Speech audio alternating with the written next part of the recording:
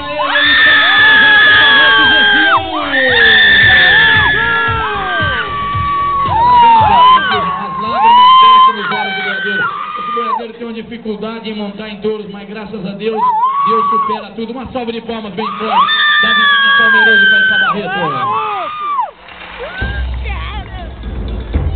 E agora, o convidado, quarto lugar. Ele que também vai estar no Barretos representando Santa Catarina. Ele veio da querida Foz do Iguaçu com 143 pontos. Convido ele, Amarildo Silva, uma salva de palmas. Parabéns, Amarildo. Quarto lugar, rodeio em touros.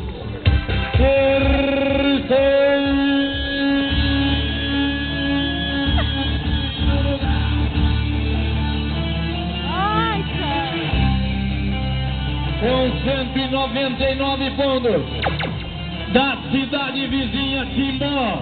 Convido ele que já esteve no Barretos representando o povo de Santa Catarina. Convido ele, Daniel Cantino, uma salva de palmas por gentileza. E agora, minha gente, no fundo do brete, 2 cavaleiros. Só restam 2. Um vai levar uma moto 0 km para casa, patrocinadora Casins. O outro vai levar segundo lugar, vai levar uma premiação milionária em dinheiro. Convidamos neste momento, segundo lugar.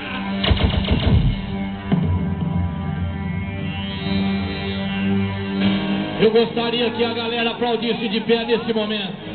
A galera tem que aplaudir de pé porque ele não veio. Ele já está residindo aqui. Convido, segundo lugar, Claudinei Aparecido de Paula representando Massaranduba. Uma salva de palmas. Parabéns, Farol. Parabéns, Claudinei. Esse menino que tem a humildade, uma simplicidade, com 235 pontos. Vai representar Massaranduba em Santa Catarina. Cadê as palmas do povo? Cadê o carinho esse menino? Outro baluarte que veio a convite do Elielton Pires. Eu quero nesse momento que ele entre de mão dada. Eu conheço esse menino burguesão. Desde pequenininho, ele teve o apoio do pai dele. Desde pequenininho, eu gostaria que ele entrasse de mão dada com seu pai, que é seu braço direito. Convido Douglas Couto e uma salva de palmas.